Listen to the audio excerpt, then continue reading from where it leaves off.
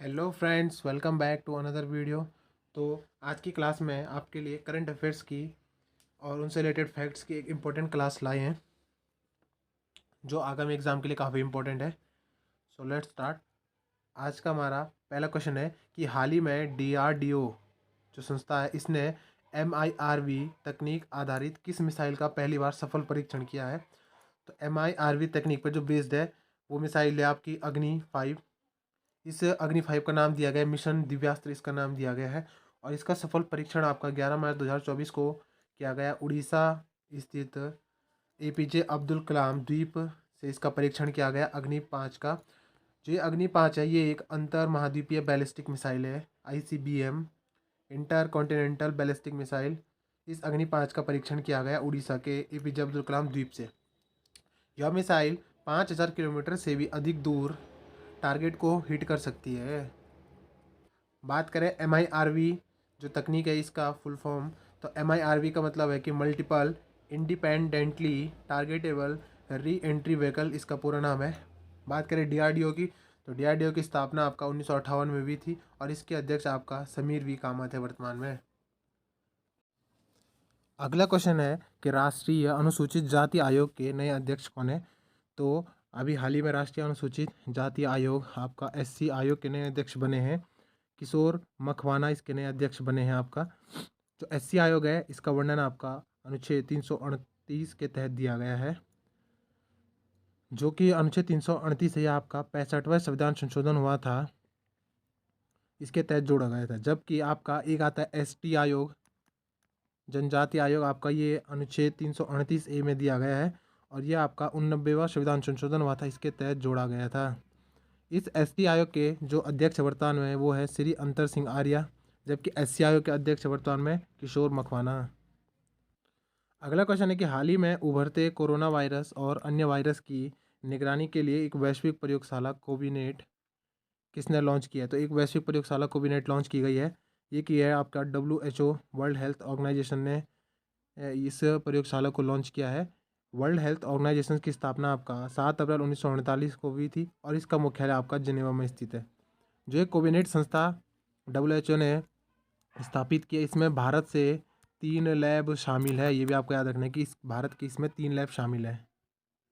अगला क्वेश्चन है कि ट्रांसपेरेंसी इंटरनेशनल ने ने भ्रष्टाचार धारणा सूचकांक 2023 में भारत का स्थान, तो भ्रष्टाचार धारणा सूचकांक 2023 में भारत का स्थान आपका 93 था।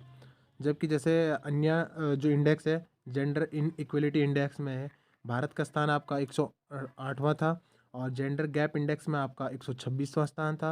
हंगर इंडेक्स में भारत का 111वां स्थान था और प्रेस फ्रीडम इंडेक्स में आपका 161वां स्थान था भारत का। तो भ्रष्टाचार धारणा सूचकांक में आपका 93वां स्थान है भारत का। अगला क्वेश्चन है कि हाल ही में सूरज कुंड मेला कहाँ आयोजित हुआ है।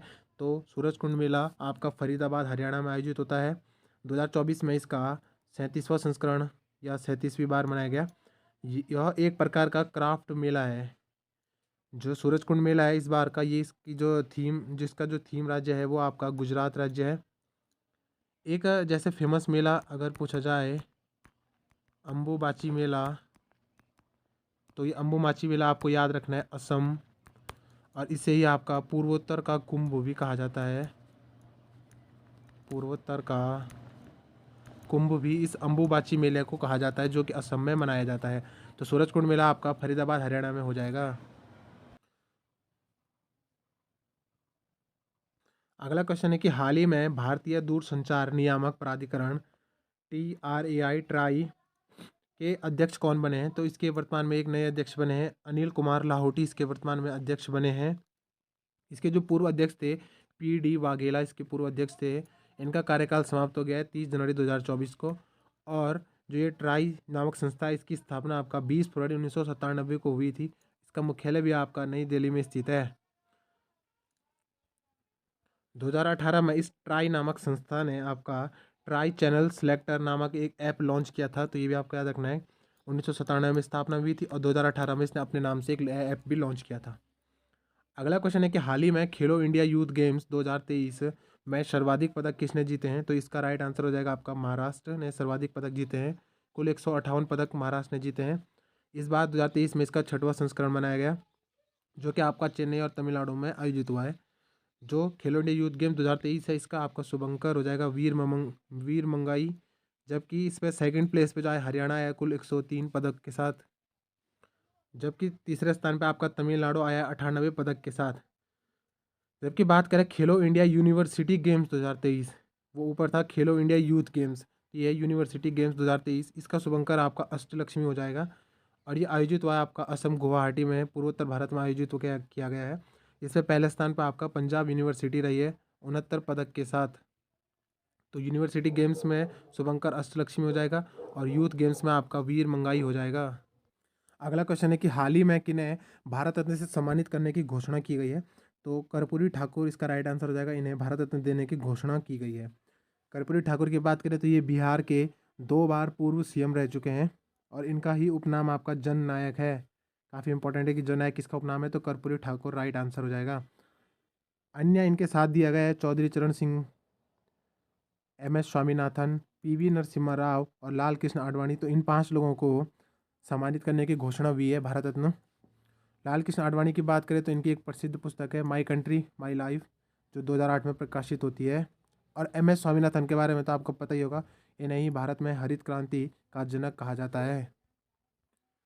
जबकि विश्व में हरित क्रांति का जनक आपका नॉर्मन बोरलॉग को कहा जाता है और भारत में आपका MS स्वामीनाथन को कहा जाता है।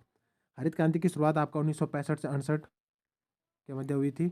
इस समय आपका खाद्य एवं कृषि मंत्री कौन थे, पूछा जाता है हरित क्रांति के समय खाद्य एवं कृषि मंत्री कौन थे, तो इसका राइट आंसर हो जाएगा CS सुब्रमण्यम, इसका राइट आंसर हो जाएगा खाद्य एवं कृषि मंत्री थे हरित क्रांति के समय पर।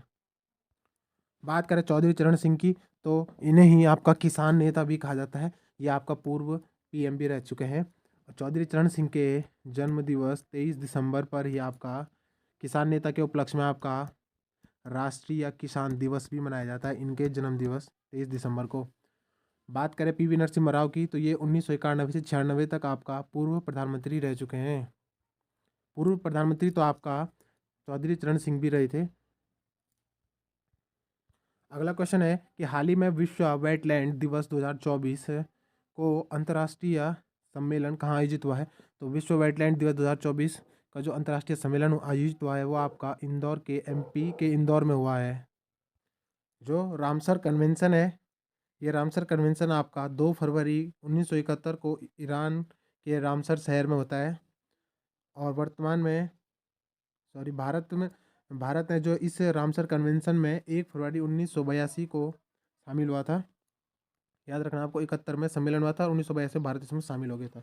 वर्तमान में भारत की कुल 80 साइट्स इसमें शामिल है, जिनमें उड़ीसा में चिल्का झील और राजस्थान में केवलादेव राष्ट्रीय उद्यान आपका पहला रामसर स्थल घोषित किया गया था 1981 में। ये आपको याद रखना है, 1981 में चिल्का झील और केवलादेव राष्ट्रीय उद्यान को आपका पहला रामसर स्थल घोषित किया गया था भारत का।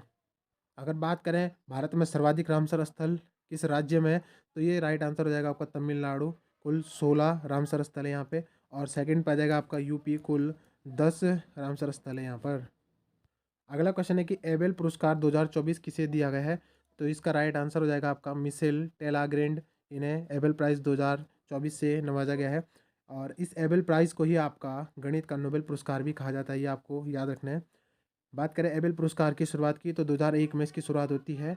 नॉर्वे के सबसे प्रसिद्ध गणितज्ञ नील्स हेनरिक एबेल के सम्मान में हुई थी 2001 में इसकी शुरुआत। 2023 में इससे पहले ये अवार्ड आपका लुइस कैफ्रेली को दिया गया था और 2024 में आपका मिशेल टेलाग्रेंड को ये अवार्ड दिया गया। अगला क्वेश्चन है कि हाल ही में अंतर्राष्ट्रीय संस्कृति पुरस्कार से किसे सम्मानित किया गया है। तो अंतर्राष्ट्रीय संस्कृति पुरस्कार से आपका मीना चरंदा को सम्मानित किया गया है।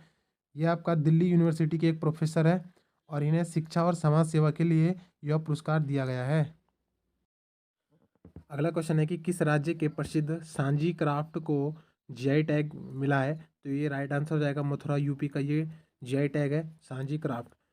GI का फुल फॉर्म हो जाएगा आपका जियोग्राफिकल इंडिकेशन, इसका पूरा नाम हो जाएगा। 1999 के एक्ट के तहत इसकी स्थापना होती है और वाणिज्य उद्योग मंत्रालय द्वारा यह संचालित किया जाता है।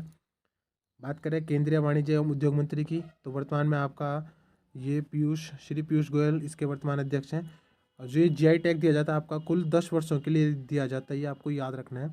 वर्तमान में भारत में जो सर्वाधिक जीआई टैग है वो आपका यूपी के पास है, कुल 69 जीआई टैग यूपी के पास है। बात करें प्रथम जीआई टैग की तो 2004 में आपका दार्जिलिंग की चाय को जीआई टैग दिया गया था। वर्तमान में मिले अन्य जीआई टैग जैसे उस्ता कला आपका राजस्थान का हो जाएगा, कलारी आपका जम्मू कश्मीर का हो जाएगा। तो सांची क्राफ्ट आपका मथुरा राइट आंसर हो जाएगा। अगला क्वेश्चन है कि 75वें गणतंत्र दिवस परेड 2024 में राज्य श्रेणी के सर्वश्रेष्ठ झांकी का अवार्ड आपका किसे दिया गया है? तो उड़ीसा राज्य को यह अवार्ड दिया गया है। इस 75वें गणतंत्र दिवस में आपका मुख्य अतिथि आपका इमैनुएल मैक्रोन इसके मुख्य अतिथि थे, जो कि फ्रांस के राष्ट्रपति है, ये इंपॉर्टेंट है। अगला क्वेश्चन है कि हाल ही में अंतर्राष्ट्रीय न्यायालय, पहले भी बताया था मैंने, आईसीजे के नए अध्यक्ष आपका कौन बनाए गए हैं? तो इसका राइट आंसर हो जाएगा नवाब सलाम इसके नए अध्यक्ष बनाए गए हैं। ये आपका यूएनओ संयुक्त राष्ट्र संगठन का एक भाग है, जिसमें कुल 6 भाग है, तो 6 में से एक भाग है आपका आईसीजे। इसमें कुल 15 जज होते हैं आपका आईसीजे में, और कार्यकाल आपका 9 वर्ष का होता है। और आईसीजे का मुख्यालय मैंने आपको पहले बताया था द हेग नीदरलैंड में इसका मुख्यालय है। और बात करें यूएनओ की, तो यूएनओ की स्थापना आपका 24 अक्टूबर 1945 को हुई थी, और भारत इसमें शामिल आपका 6 दिन बाद 30 अक्टूबर 1945 को शामिल हुआ था। अगला क्वेश्चन है कि 7वां हिंद महासागर सम्मेलन, जिसे आईओसी इंडियन ओशियन कॉन्फ्रेंस भी कहा जाता है, ये कहाँ आयोजित हुई है इस समय 7वीं? तो ये आपका ऑस्ट्रेलिया के पर्थ नामक स्थान पर ये आयोजित की गई है। भारत ने इसमें 9 से 10 फरवरी 2024 को ऑस्ट्रेलिया में आयोजित होने वाली हिंद महासागर सम्मेलन में भाग लिया है। इस समय ऑस्ट्रेलिया के पर्थ में ये आयोजित की गई है, इसका 7वां संस्करण है, ये इंपॉर्टेंट है। जबकि 7वें हिंद महासागर सम्मेलन में आपका भारत की तरफ से जो प्रतिनिधित्व किया वो आपका विदेश मंत्री एस जयशंकर ने किया है। इस 7वें संस्करण का जो आपका विषय है वो है एक स्थिर और टिकाऊ हिंद महासागर की ओर। बात करें हिंद महासागर सम्मेलन के आयोजन की, तो इसकी शुरुआत आपका 2016 में सिंगापुर से हुई थी, जिसमें आपका उस समय कुल 30 देशों ने भाग लिया था। तो आज की क्लास यहीं पर समाप्त होती है, मिलते हैं आपसे नेक्स्ट वीडियो में। Thanks for watching.